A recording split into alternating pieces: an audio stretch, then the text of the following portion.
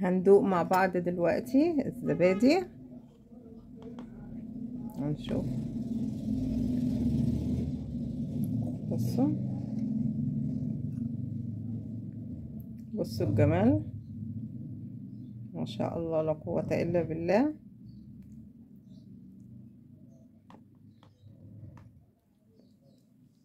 الله على الطعم، تحفة وخرافة وروعة ورهيب، ما شاء الله لا قوة الا بالله. اعملوه لولادكم هيعجبهم خالص.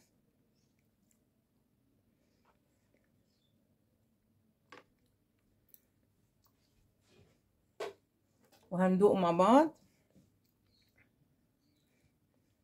الفراولة. بصوا حاجة كده فاخر من الآخر، وشغل عالي عالي عالي عالي عالي، وبكل سهولة وخطوات بسيطة، وهتطلع لكم نتيجة مرضية وجميلة وجميلة وجميلة.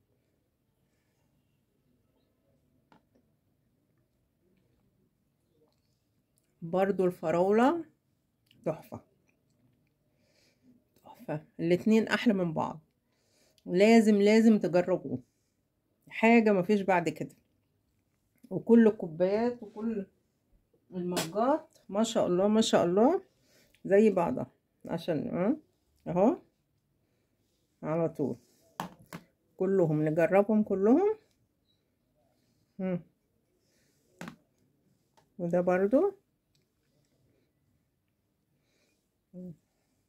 عشان ابقى جربت معاكم كل المجات كلهم زي بعض.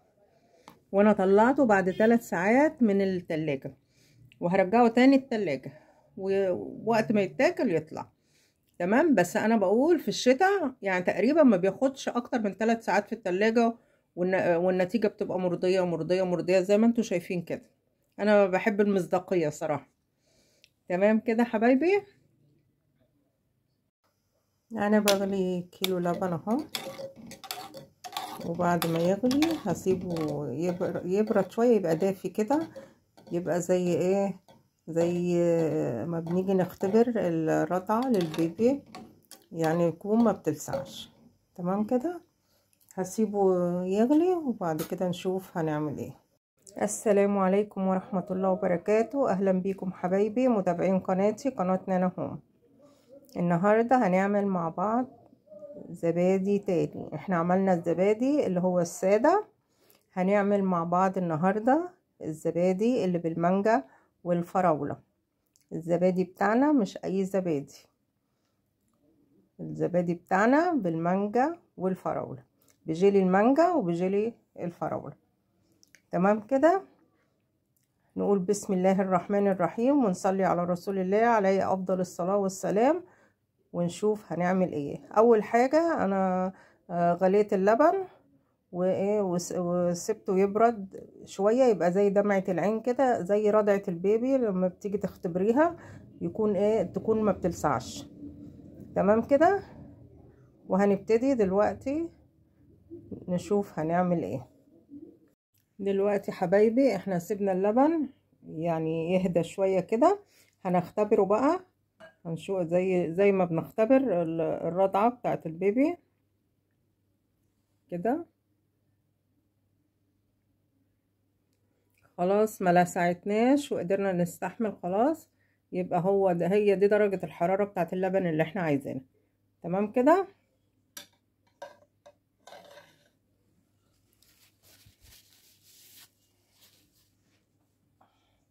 دلوقتي الوش بتاع اللبن ده هناخده وهنحطه هنا. تمام كده،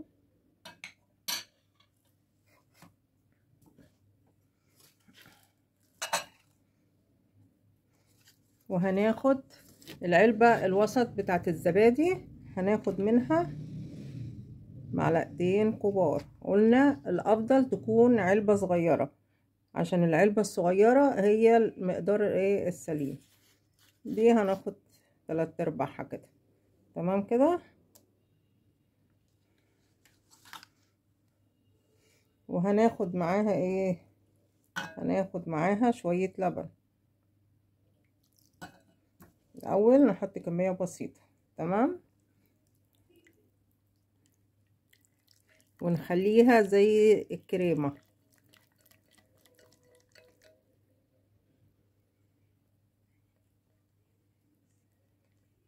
تمام كده. هنضيف شوية لبن تاني.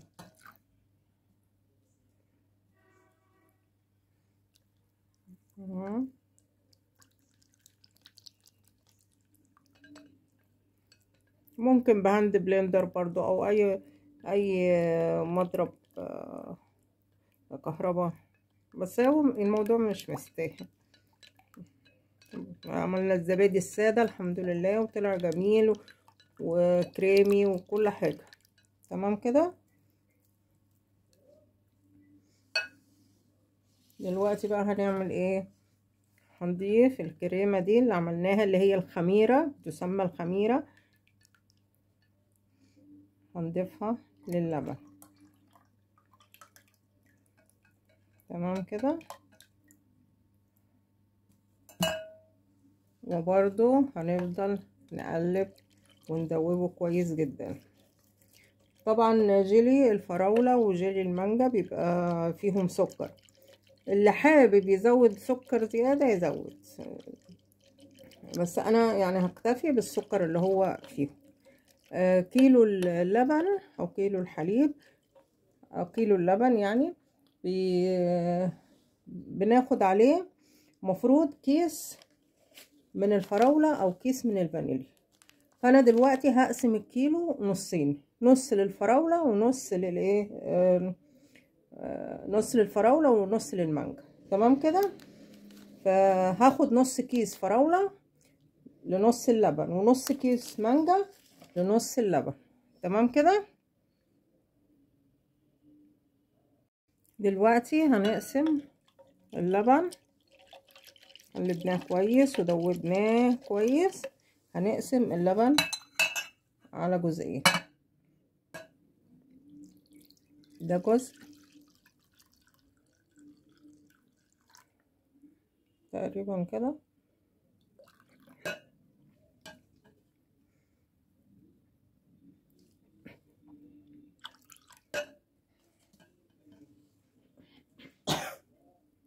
عفوا، ده جيلي الفراولة.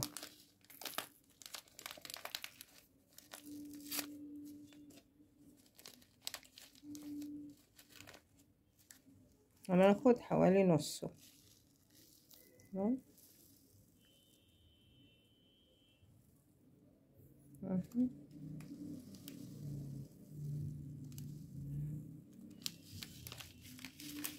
حوالي معلقتين يعني، وهندوبهم كويس.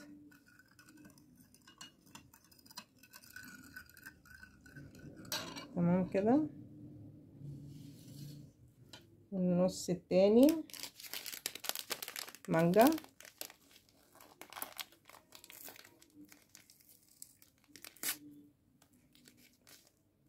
برضو هناخد حوالي معلقتين تقريبا كده. تمام كده. وندوبهم برضو كويس.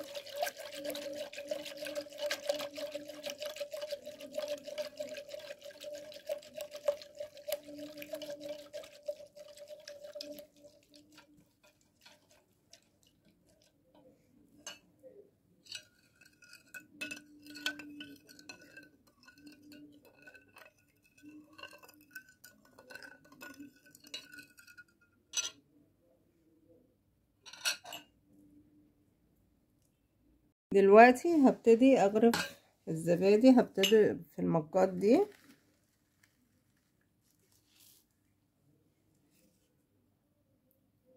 بعد ما دوبته كويس. تمام كده.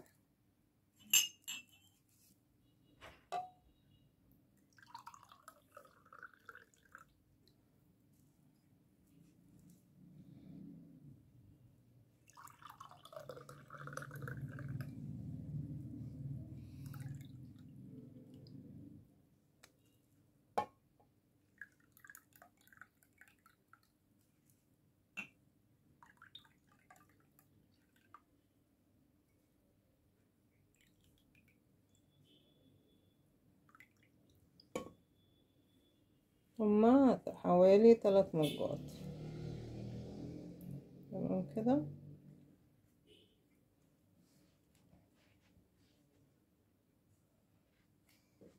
وبرضو دول هيبقوا 3 مجات.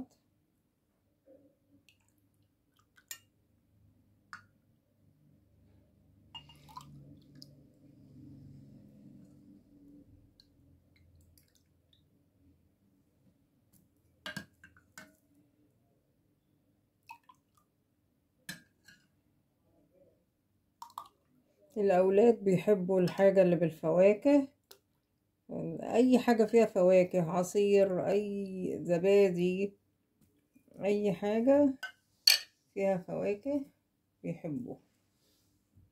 تمام كده. بقى عندنا 3 مجات زبادي بجيلي المانجا، وعندنا 3 مجات زبادي بجيلي الفراولة. بس يعني المج ده طلع أنقص شوية، مش مشكلة، بس أهم حاجة كمية اللبن عليها المقدار الزبادي مظبوط. تمام كده. دلوقتي هنشوف هنعمل مع بعض ايه. ودلوقتي هنحط المية السخنة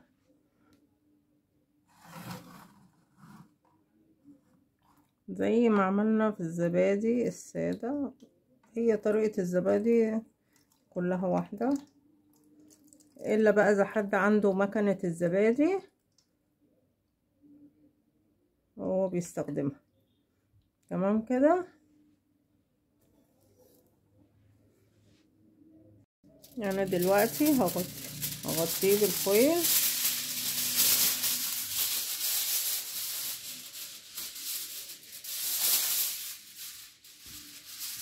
وطبعا انا فتحت الفرن 10 دقايق وبعد كده طفيته.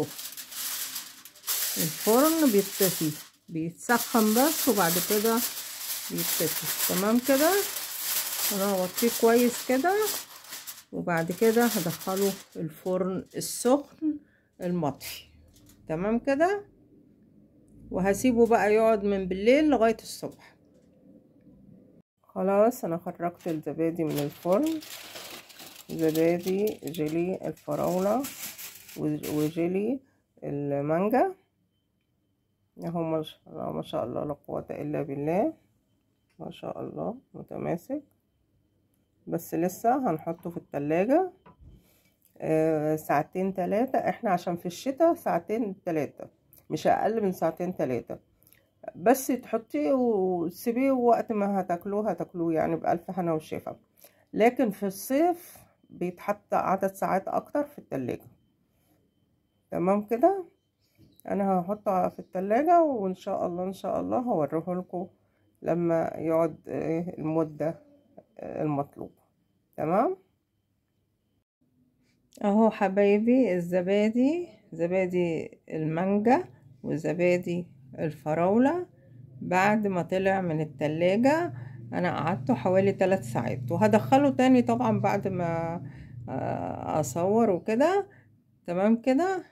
نشوفه مع بعض. بصوا الجمال، بصوا بصوا.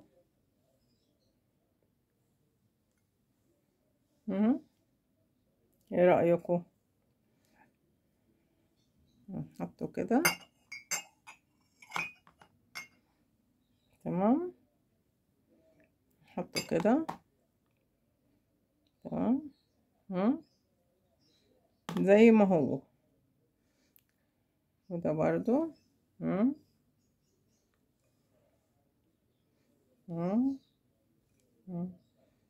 وبرضو حطه كده. ما شاء الله ما شاء الله لا قوة الا بالله، ولا اجمل من كده ولا اطعم. وهندوق مع بعض ان شاء الله وهنشوف الطعم الجميل والمقادير المظبوطة وكل حاجة تمام ومظبوطة. وإلى اللقاء في فيديو جديد سهل وسريع ومفيد، والسلام عليكم ورحمة الله وبركاته.